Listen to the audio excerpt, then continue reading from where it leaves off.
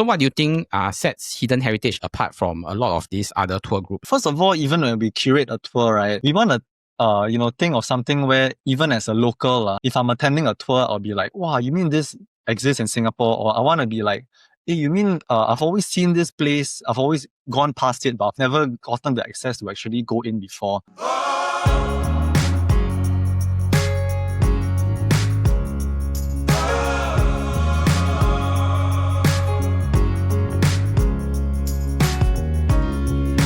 What's up, and welcome to another episode of the KopiBros Show presented by CityMusic Podcast Network. Now, today, we had the very, very fun opportunity of talking to Amanda and Stanley, who are the founders of Hidden Heritage. For our listeners that don't know what Hidden Heritage is, they are a husband and wife pair that actually brings people on tours, guided tours to a lot of places that people didn't even know existed. You can think about all the abandoned hospitals or like place that used to be a factory that's now defunct, this kind of thing, right? So they'll bring people on tour there. They'll sort of tell you the story behind it. You know, they actually like to incorporate a lot of multi-sensory elements. You can go down this ladder, for example, or like person used to work here, so this is his story of him working here.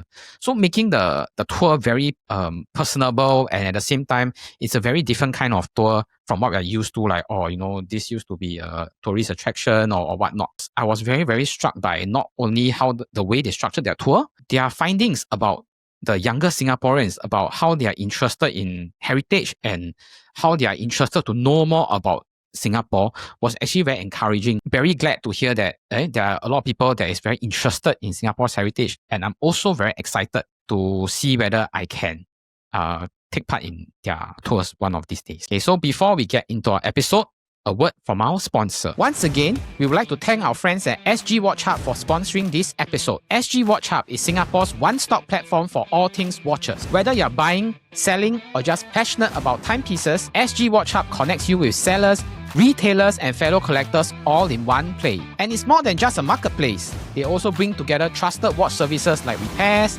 polishing, strap replacements, protective films, watch winders, and authentication, so your watches is always well taken care of. They work with amazing brand partners too, including Jack Turner, a US-based watch brand known for clean, modern designs and quality materials. As part of an upcoming giveaway facilitated by SgWatchHub, one lucky winner will walk away with a Jack Turner Black PVD Maverick Pilot Field watch, a versatile, everyday watch built for both style and function. If you'd like to take part in the giveaway, all you've got to do is follow the instructions in our pin reel on Instagram. If you love watches like we do, head over to SgWatchHub, your one-stop platform for all things watches in Singapore. A big thank you to SgWatchHub for sponsoring this episode. And now, back to our episode.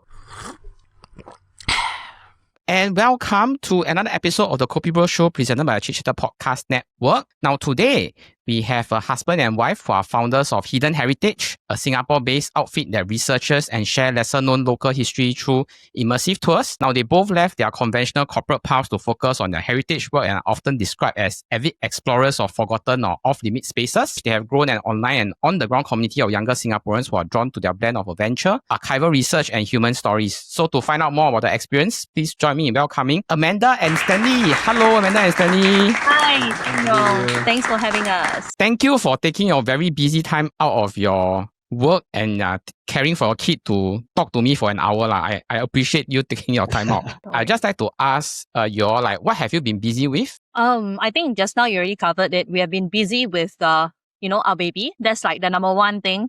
We never knew that, having a kid could take up so much of our time. Just a small little, doll can take up so much of our time. And of course, I think for work also, we are kind of excited that we are launching first. So yeah, that's keeping us busy for now. So in case I didn't do a very good job of introducing Hidden Heritage to our viewers, can I first invite you to introduce in your own terms, like what is Hidden Heritage? I mean, besides conducting guided tours, what you all try to do or what you try to push out to more viewers or more Singaporeans? Okay, so I guess maybe I can just share a little bit about how we even started lah. So we actually used to run an Instagram account called Abandoned Singapore. Basically photograph a lot of abandoned spots in Singapore, abandoned houses, factories, anything under the sun lah. So after a while, we started to, have this idea, hey, let's start running some, tours to these kinds of locations, because actually during COVID, a lot of people were actually asking us, hey, we can't travel. Do you all do any tours to these sorts of places or not? Yeah. So, so that's kind of like how we started at first. When we wanted to get a little bit more official, then that was when we actually started Hidden Heritage. I mean, you can imagine, let's say if we are abandoned Singapore and we go and approach some government agency and say, hey, we want to go and visit your property. And they'll say, how Simi abandoned Singapore? You just coming here to Legit or not? bringing a bunch of people who just want to come and pass and spray paint or do drugs in my property, is it? So we in a sense had to kind of like rebrand a little bit to abandon. So it's correct. It's the same thing actually, but it's just the correct word choice. It's more government-ish. I think once you got the word heritage there, then you're like, wow, okay, we welcome you with open arms. But of course, it's not like we're just bringing you there and just look around and explore. There's a lot of research and there's a lot of research that goes into every tour also lah. So even though we bring you to a site that is no longer functional, I mean, of course, we dig through, for example, like National Archives, things like that, to find out more about certain place. Speak to former employees or people that used to maybe live there or work there. Maybe we'll go on Facebook also and, look for different Facebook groups where maybe people may have worked there before, ask for some personal stories and things like that. So tours has been something that we've been quite busy with, but we've also been expanding a bit more into, for example, like content creation, like consultancy and, even doing like a small little museum project for someone. My first question will be, when you're growing up, do you realize that you like heritage or you like history a lot? That's why when you came to, when you were an adult and before even you had kids, you decided that we want to do like something to do with heritage and something to do with storytelling. Actually, for me, it's definitely the contrary. Like for me, I didn't even take history in school. I mean, I chose something else. Okay, I really dislike the history lessons because I don't like the history teacher. It's very boring. So that the thing is that, I mean, that could be one reason why I feel that I needed to actually make history interesting for young people, because I hated it since I was young. So how my passion for like this kind of old buildings came about was actually when I was 17. I had insomnia at night. I had the supper prata kind of era, nothing else better to do. So at night I just go jalan-jalan. Then this one got ghosts, that one. So it started from this kind of curiosity. Then later on, I thought, wanted to find a little bit more about the story behind the building. What was here before, blah, blah, blah. So I think one thing led to another. So I did a lot of exploration when I was younger. But I definitely didn't think of this as a career because, I have like kind of traditional Asian parents. And the Asian parents would definitely say anything to do with like art or this Mo Yong or something like that. I mean, that's what he said. I'm trying to prove him wrong. Okay. So, but the thing is that, so I pursued a career in the finance industry. I was in the bank for like 13 over years. I thought, life is short, YOLO. I wanted to do something that I like and not dread, every morning when I go to work. So that's how I decided, within like last year to actually make the change. Yeah, for me, how I started was when I was also around maybe 17. For me, I was quite into photography. So I like to go around Singapore taking photos. But after I look around, I noticed that everyone is taking the same exact photo of like Buddha Tooth Relic, Helix Bridge, same old Singapore basically. So I wanted to actually capture a different side of Singapore that would make people think like, hey, you mean you take this photo? You mean this is in Singapore, is it? As I continued doing it, a lot of people were very interested in this. So that's how the passion for this kind of grew. And that's how I started this Abandoned Singapore Instagram page. But of course, eventually, I myself definitely like history quite a lot. And there's definitely a lot. It's definitely a lot more fun when you are looking at an old building, but you also understand the significance and the history of it rather than just going there to take photos only.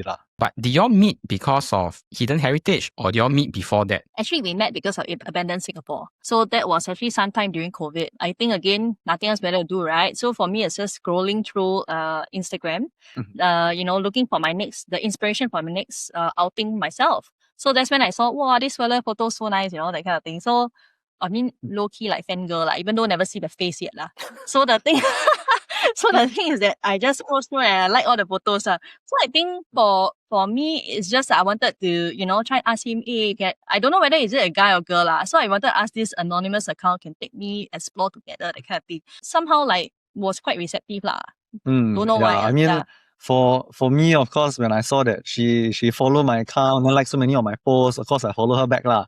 But of course, we didn't really talk a whole lot at first. It was only about a month later she posted a story, and then I decided to slide into her DMs lah. Then basically it was like, hey, maybe we should go and explore together, since I see that you've also been exploring quite a bit of places recently. So in a sense, you can actually say that's how we got started. Even just even getting into the hobby together, and even a fun fact was that even for a wedding, we actually held it in a in kind of like a Defunct. in a defunct Yeah. factory lah, basically. In Yeah. black, right? I saw. Correct. Yeah, it was like a black themed wedding. So if you go on like Mothership and you type like black theme wedding, then that's the thing that would Yeah. pop up. My next question is, because I've seen couples that work together in office, and I think some of them might face difficulty because your work and your private lives get too close, right? So do you find that working as a couple and now, having kids, is it more of a challenge, or do you find that you're each like motivate each other on? I would say it's actually a mix of both. When we were exploring last time during COVID days, very carefree, of course, no children, and we do it out of like sort of like passion, our own curiosity-driven passion. I think that sort of like made us grow as a couple in terms of like romantically. But definitely, I think when you anything lah, I mean, you work or don't work with the husband as long as you throw a kid in the equation, right? Already like that lah. Okay.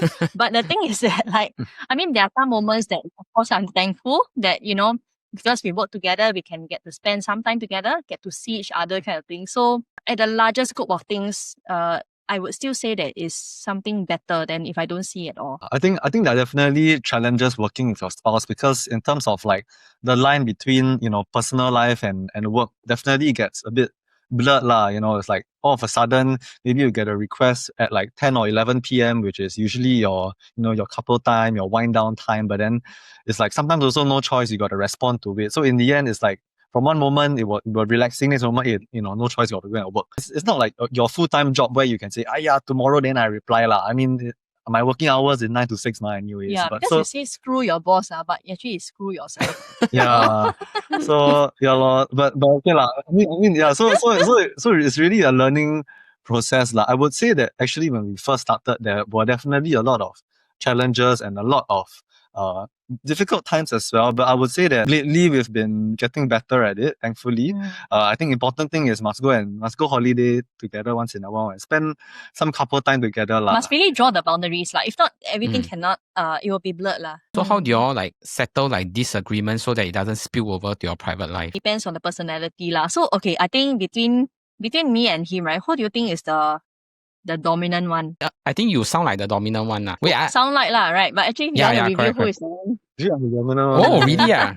Actually, it's him. Like for me, I'll just recommend some stuff and like content or whatever. But for him, he makes the decision So for me, I allow that. So that is actually one way that I feel that can help lah. Even though I have, let's say, strong opinions sometimes, but I try and make it a point, like say that okay, I mean, I also want to respect the decision. If you say yes, then yes.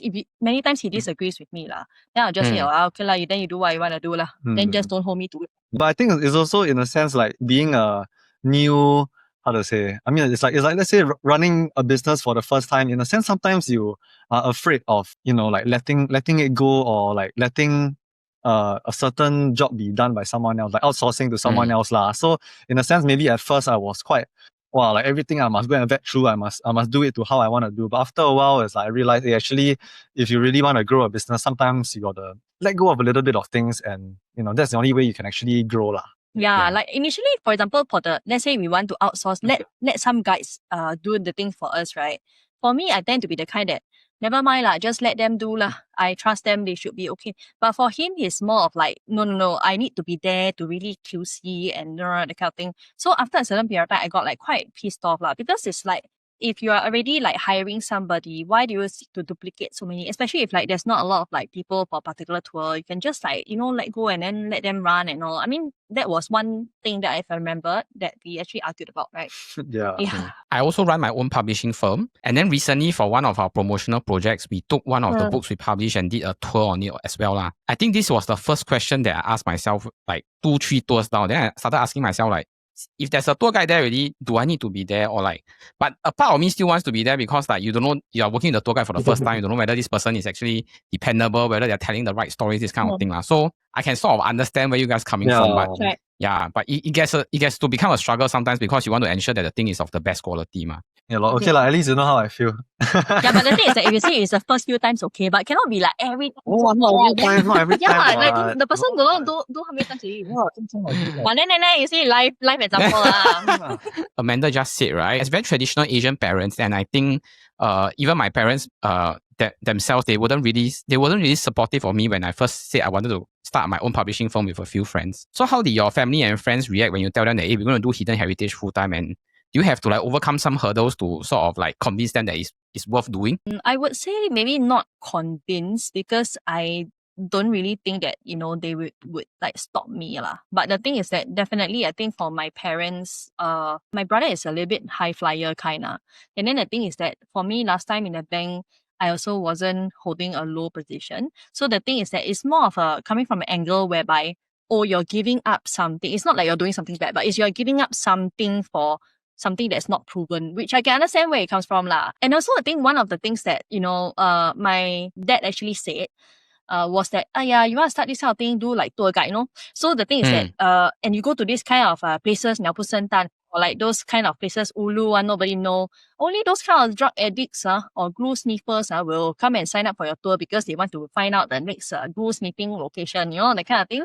Time and time again, sometimes I felt the need to take a photo of like our participants to say, hey, all these people, they are very educated, they are very, they have finesse and all this kind of good caliber, so that to show my dad lah. So sometimes also when my dad just say, I tend to also feel like, I also want his validation to, support me that I'm doing something right lah, Yeah, so that is the thing that is not really disapproval, but it's more of like whether he's proud of me or not. One of the things I took away from working for corporate last time, actually not corporate, I used to work in a stat board.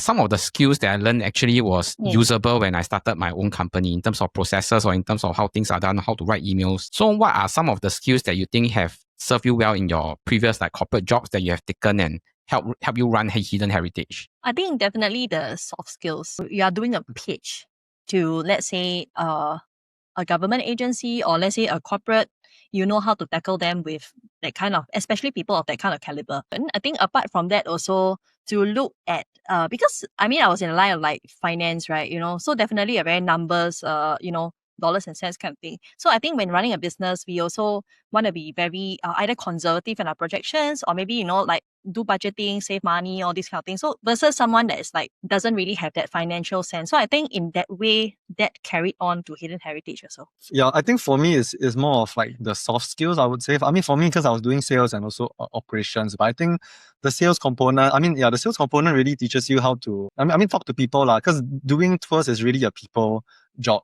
So at least by, after the tour, you're able to connect with people. Then you can say, hey, we actually have this other tour that you may want to sign up for. So cross-selling. In a sense, cross-selling and then, hosting private groups. There's a reason why people keep on coming back to so many of our tours because in a sense, like our customer lifetime value is quite high. Like when people sign up for one tour, they'll usually sign up for many other tours. And I think it's because they kind of, in a sense, like how we tell the stories lah. Definitely quite an important factor in it. Actually, I realized that there are a lot of different organizations or different groups doing tours, either in a business form or really just out of interest. So what do you think sets Hidden Heritage apart from a lot of these other tour groups? First of all, even when we curate a tour, right, we want to think of something where even as a local, if I'm attending a tour, I'll be like, wow, you mean this exists in Singapore? Or I want to be like, hey, you mean I've always seen this place, I've always gone past it, but I've never gotten the access to actually go in before. I would say a lot of other tour companies, usually maybe they focus a bit more on like tourists because they haven't been to Singapore before. So in a sense, ours is a little bit of like an untested market lah, because usually you don't really hear tour companies that are, finding their own local consumers to go on tours with, because usually Singaporeans, you think, Singapore really nothing to do. I already see every corner of Singapore already. It's really like places that really have not been to before lor. In terms of like how we tell the stories also, because what we realize is that for the younger generation, most people coming on our tours are slightly younger. So they are maybe like 20s to maybe 40s, 50s kind of era. So their attention span is a lot shorter. We are like the TikTok, Instagram generation where it's like, wow, scroll, that kind of thing. So when it comes to presenting the information, it is extremely concise. It's like we don't tell you on 7 February 1948 at 2 p.m. John went to the market, and like, so we don't tell you the whole grandfather story lah. To us, it's really like cliff notes, like, just get to the chase, tell you what's important, tell you something that will, make your jaw drop, and then we are moving on to the next location. And we also couple it with a lot of like imagery from the archives or things that people have never seen before lah. So it really helps them to picture, how the place used to be like and feel like. I think for some of the tours also, we do use like audio, like sensory. So basically, let's say doing a war theme kind of tour, there's some like air raid sounds, siren sounds.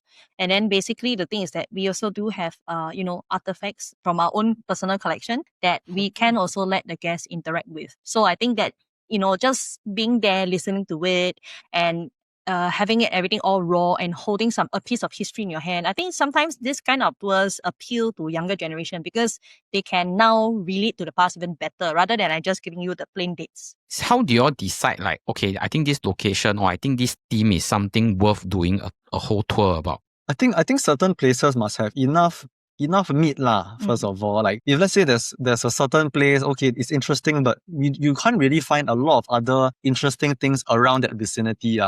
Then a bit no point to make a tour because maybe go there talk, maybe at most 30-40 minutes. So usually our tours are around at least an hour and a half, 2 hours minimally. When we go to a certain place, then we will try to see like what interesting things there are in the area lah. Then if there's enough meat, then we can form a tour lah.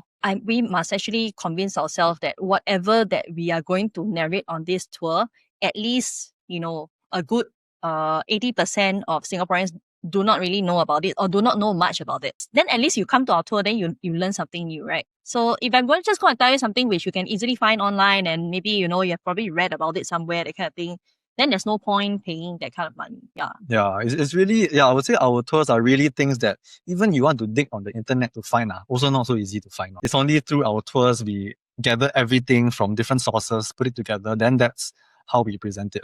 Wow, I think after that part, it's time to take a break. And we're going to take a quick break in the podcast to thank our friends at CityMusic, one of Singapore's true pioneer in the music space. CityMusic has long been known as a go-to destination for musical instruments, but they've also been making big headway in audio and video equipment, especially for creators and podcasters. From guitars and pianos to audio interfaces, microphones, and even video recording equipment, CityMusic is true one-stop shop for everything music and content creation related, with options for every budget. In fact, the audio you're hearing right now is recorded using the Zoom ZD-M1 mic, an amazing broadcast-style microphone that delivers professional quality sound on par with other big-name podcast mics, but at nearly half the price. It's proof that you don't have to overspend to sound great. We're excited to share that we are again partnering with CityMusic for an awesome giveaway. One lucky winner will walk away with a Samsung satellite desktop broadcast microphone. It's the perfect plug and record podcast mic that you can get directly from CityMusic. All you need to do to take part is to follow the instructions in our bio. Once again, a huge thank you to our friends at CityMusic, not just for this awesome giveaway, but for being a pioneer in the music space and for making sure creators, musicians, and podcasters always have the right equipment for whatever budget and setup they want. CityMusic, powering your sound, your music, and your content. I think Stanley just now said something about like to put the tour together, you have to reach out to maybe some Facebook groups, talk to people that used to work there. That's part of the research process and whatnot.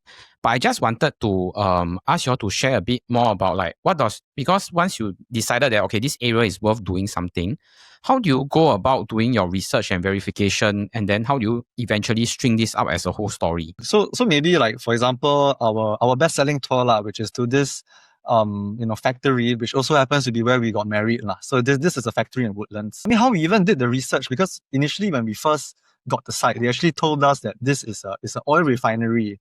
So upon doing more research, we actually found out that it's actually not an oil refinery. Actually, it's a lubricant blending plant. So they actually, mix different grades of oils and lubricants for like different uses, maybe for cars, for ships and things like that. For example, we went on like National Archives, looked for old images. We managed to get into contact with the former company that was using that site and actually spoke to their former managers that used to work there for like 2-3 decades. So they will share like what are the personal stories lah, maybe whether got any ghost story or whatever. Then of course we'll also we'll also go on like let's say some Facebook groups and ask, hey, like this is a factory that I realized I could not find anything about it online. So just wondering, since you guys are in this vicinity, any of you actually worked here when you guys were younger? Then actually a lot of people will actually say, hey, yeah, I used to work here in my after my O levels and things like that. I'll earn $7 an hour. By the time I'm done with work, I'll be covered in grease and things like that.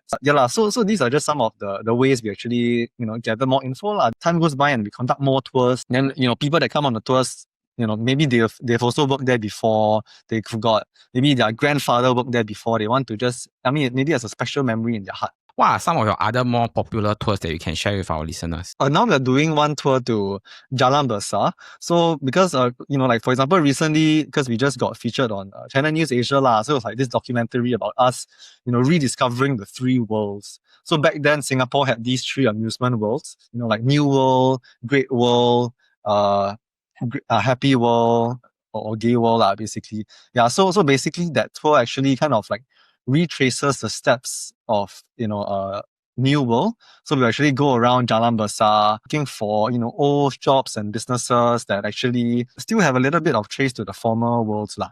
Yeah, so we will show off the old shops and cover the history of it. You are able to capture a crowd that I'm very, very jealous about, because when I conducted my tour, although it's a very short run, a lot of my audiences that came were, let's say, they were all more elder in age lah. They were like 40 plus, 50 plus, and I even got some 60 plus that came. Yeah, so that was very surprising to me, because I thought tours, even though I conduct in Chinese, it will be a lot of like 20 plus, 30 plus. Not say don't have lah, but they're in the smaller percentage lah. Why do you think that your tours are so captivating to the younger audience? The exclusivity, saying like, oh, I've been here and the part is closed off to public. I think people actually seek this kind of novel experiences, especially here in Singapore, right?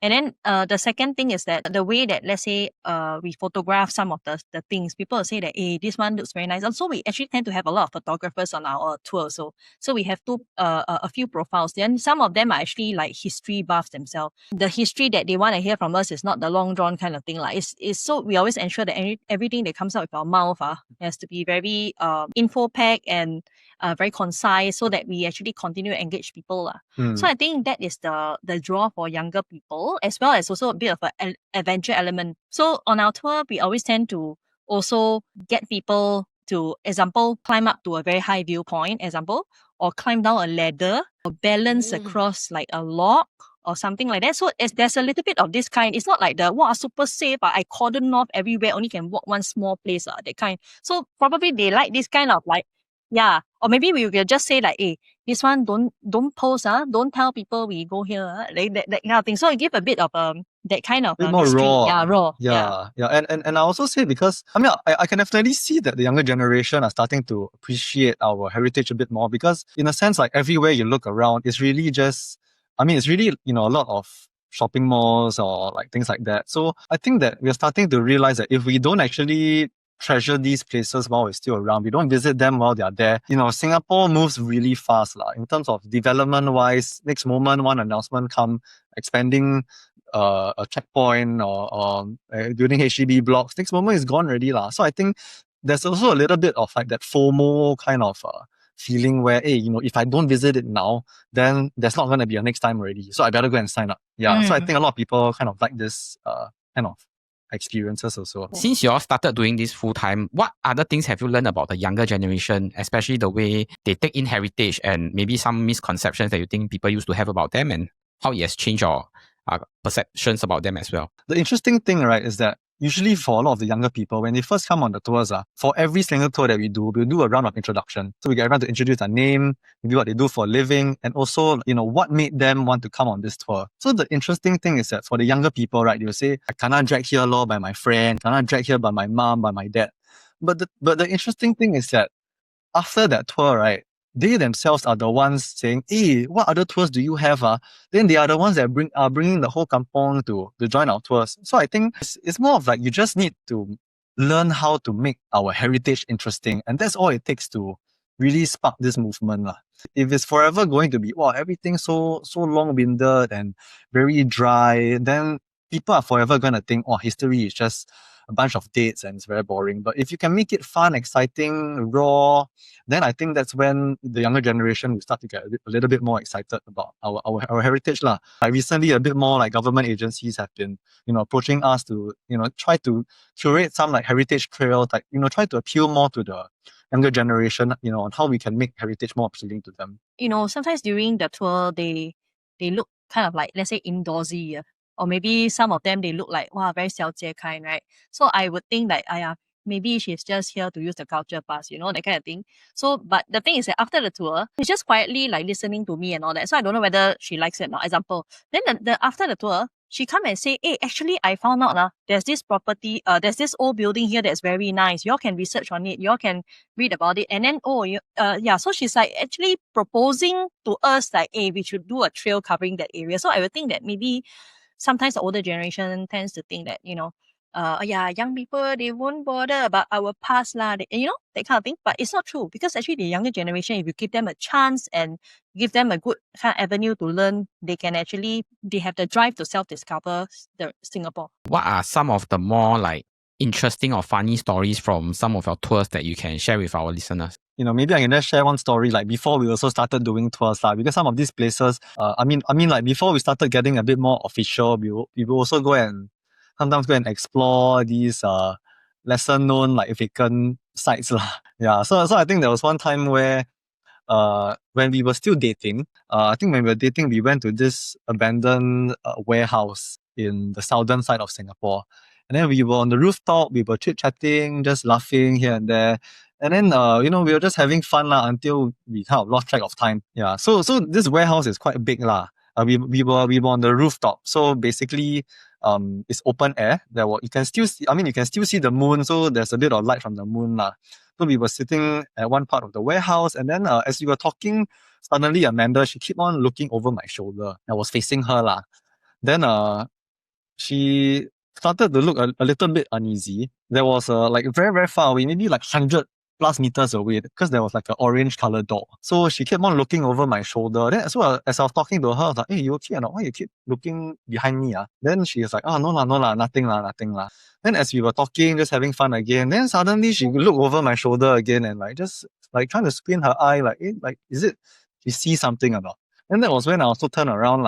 Then when I turned around, I was like, I didn't really say anything, but I could kind of see like there's a bit of like a dark mass or figure in front of the door. But I thought my eyes were playing tricks on me because maybe it was the light or something like that. So we just continued talking and we both ignored it. Then Amanda turned around again.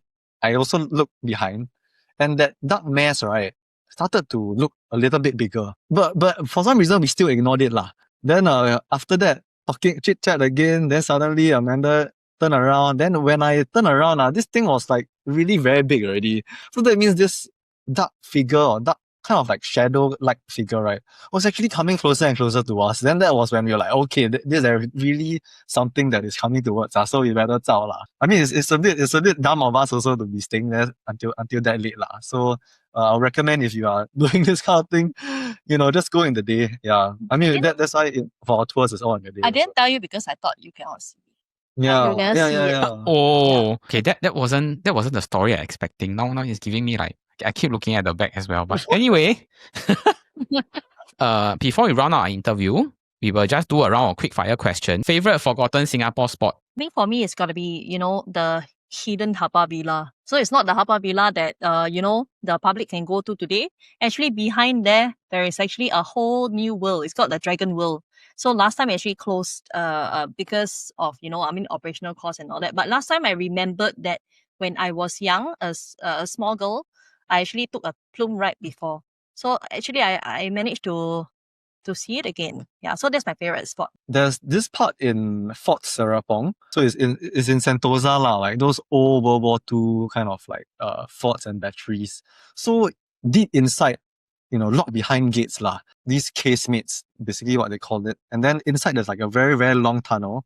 And at the end of this long tunnel, right, there's a super deep ladder going down like 4 stories deep. And like basically that ladder is basically like the emergency exit for a room downstairs, like deep underground. So I recall, like climbing down that ladder, and it was quite a crazy experience. Actually, that was where we went for our very first date. Traveling to the past or traveling to the future? I would like to say past because, like to experience all these things. But the thing is that I think future lah for me. Because go to the future, then I know whether Hidden Heritage is successful or not. Then I know how to manipulate the business now. Yeah. I would say maybe past, but not too far in the past also lah. I know, I mean, since we learn a lot about history, we also know that back then times are also quite tough also. So I would say that right now, honestly, we are having it good lah. Okay, one attraction y'all will bring back from the past. For me, I would say there's this site called the Tuas Television World. Yeah, Tuas TV World. So like back then, TCS lah, Television Corporation Singapore, they would film all their period dramas over there. So it's actually located just beside the Tuas checkpoint. It was only recently demolished only, but basically they kind of like recreated Singapore back in the 60s and 70s, 50s, 60s, 70s. So there's all these like very old shop houses and like churches and things like that lah. But the thing is that they're all made out of wood. So, after they kind of left it, it wasn't really maintained, and then it started to give in to the weather lah.